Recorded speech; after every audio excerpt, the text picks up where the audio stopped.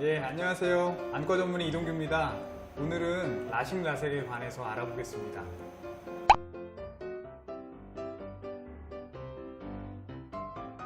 저는 시력교정 수술을 받았습니다. 바빠서 시간이 없어서 못하다가요. 병원 생활하면서 한 5년 전에 라식 수술을 받았습니다.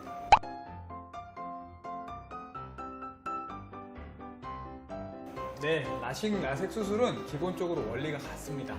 뾰족한 각막을 깎는 수술인데요. 그러면서 이제 안정을 거슬 수 있게 도와주는 수술인데, 만약에 요 지금 차트가 각막이라고 한다면 요 부분을 깎는 데 있어서 겉에 깎는 게 아니라 이제 몸통을 깎아야 됩니다. 그래서 몸통을 깎을 때 이 몸통을 깎으려니까 이 겉에를 요만큼 뚜껑을 하나 만든 다음에 이렇게 제껴놓고 레이저로 깎고 다시 덮는 방법이 라식입니다. 그런데 이렇게 뚜껑을 만들기가 좀 어려운 사람들이 있어요.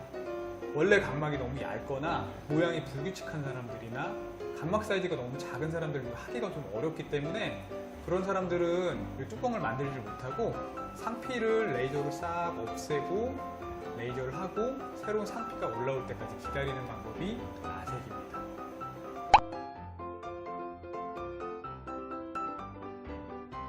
네, 있습니다. 물론 수술이 잘못돼서 부족 교정되거나 이런 경우도 있지만 대부분 수술 후에 시력이 변하는 경우는 자연스러운 경과에 따른 부분이 큽니다. 보통 수술하는 시기를 만 18세 이상으로 잡게 되는데, 우리 학교 다닐 때 생각해보면 안과 갈 때마다 눈이 나빠졌다고 안경을 막 바꿔주죠. 그러다가 어느 시점 되면 안경이 도수가 바뀌지 않게 되는데 그 시점이 보통 15세에서 18세 사이예요. 그래서 18세 이상에서 수술을 하게 되는데, 아주 엄밀하게 따지자면 보통 30대 초반까지 눈 시력은 조금씩 바뀝니다. 우리 30대까지 이제 안경 도수 가끔 조금씩 바뀌는 것처럼 수술 후에도 그 정도 변화는 생길 수 있습니다. 아주 특수한 경우에 이제 뭐 운동선수나 연예인들 같은 경우는 만 15세 이상에서 수술하는 경우도 있고, 단 6개월 이상 시력 변화가 없을 때, 그리고 이제 30대 초중반까지는 괜찮다가 40대 넘어들면서부터는 이제 다른 노년성 변화들 때문에 시력 변화가 옵니다.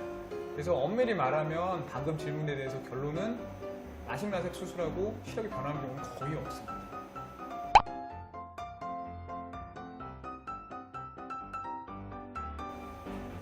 보통은 낄 이유가 없겠죠.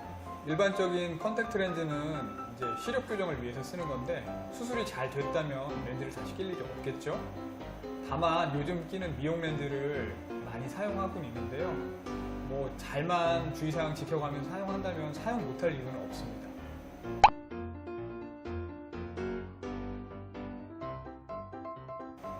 예, 보통 고도근시라 하면 마이너스 6디옵터 이상의 많은 양의 근시를 말하는데요.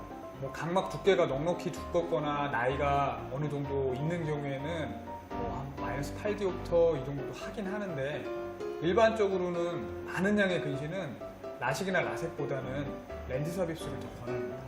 각막이 너무 많이 깎이게 되면 너무 이제 상대적으로 많이 얇아지게 되니까 그 이후에 변형이나 혼탁 그리고 다른 합병증들이 유발될 수 있기 때문에 너무 많은 양을 라식이나 라섹으로 교정하는 것은 권장되지 않습니다.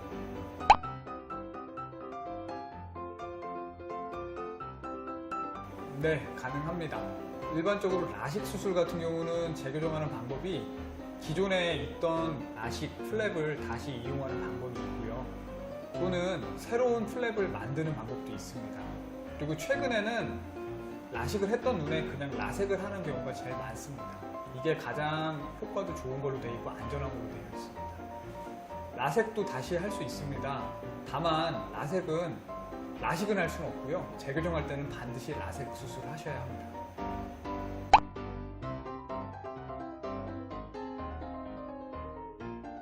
반은 맞는 얘기고 반은 틀린 얘기입니다. 어떤 수술이 더 위에 있는 수술은 아니고요. 앞서 설명드린 대로 이 뚜껑을 만드느냐 안 만드느냐의 차이인데, 이제 뚜껑은 한번 만들어지면 이 뚜껑이 없어지진 않아요. 그래서 외부에서 충격이 가거나 했을 때 이 뚜껑이 이제 들리거나 심지어는 날아가면 문제가 될 수 있습니다. 교과서에 나온 대로 진짜 디제스터가 되는 경우가 있는데, 이런 것 때문에 외상에 노출이 많은 소방관이나 군인 같은 경우는 라식보다는 라섹을 더 많이 하게 되고요.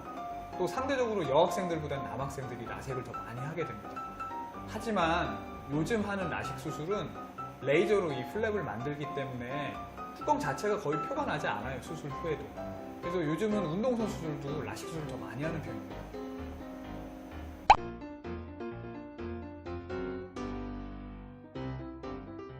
기본적으로 라식 라섹 수술은 눈을 좋아지게 하는 수술이 아니라 안경을 벗을 수 있게 도와주는 수술이기 때문에 눈에 다른 안과 질환이 있을 때는 안 하시는 게 원칙이에요.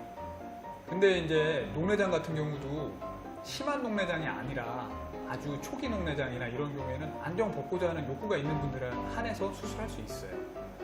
다만 라식 같은 경우는 이 플랩 만드는 과정에서 일정 시간 동안 안압이 좀 상승되기 때문에 그런 부담을 좀 피하는 방향으로 해서 라섹 쪽을 더 많이 하게 됩니다.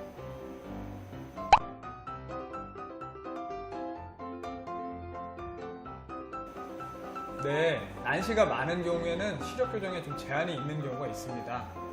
난시가 많으면 일단은 다시 난시가 재발될 확률도 상대적으로 좀 높고요.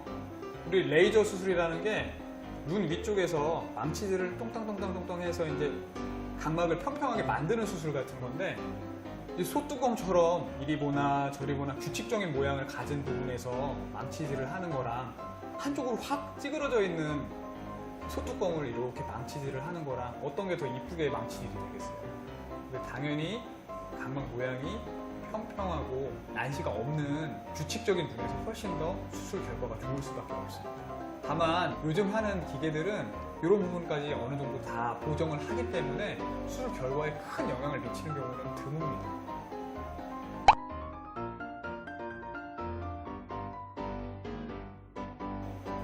네, 이 부분도 녹내장과 마찬가지입니다. 안과적 질환이 있는데 수술을 그렇게 권장할 만한 상황은 아니에요. 근데 일반적으로 근시가 심한 사람들, 눈이 많이 나쁜 사람들이 눈에 질환들을 많이 갖고 있는데요. 이 망막 질환 같은 경우는 황반부에 큰 질환이 없으면 수술을 진행하는 데는 문제가 없는 걸로 되어 있어요. 이 부분은 의사들 간에도 약간 저처럼 보수적인 의사들은 조금 하지 말라고 하는 사람도 있고, 그렇지 않은 사람들은 어차피 안경 벗는데 무슨 상관이냐 하라는 부분도 있는데, 그래서 수술 전에 검사를 자세하게 해서 눈에 질환이 있나 일단 살펴보고, 이 질환이 수술로 인해서 뭔가 변화가 생길 만한 질환은 당연히 수술하면 안 되고요. 그렇지 않은 부분에서는 환자랑 의사랑 충분히 대화를 나눈 뒤에 수술 후에 얻을 수 있는 이득이 우리가 이제 좀 감수해야 되는 위험도에 비해서 충분히 있다고 하면 수술 진행할 수 있을 것 같습니다. 라식 라섹 궁금증 다 풀리셨죠? 네, 다음 시간에는 안구건조증에 관련돼서 이야기를 나눠보겠습니다. 궁금하시면 다음 방송에서 뵙겠습니다.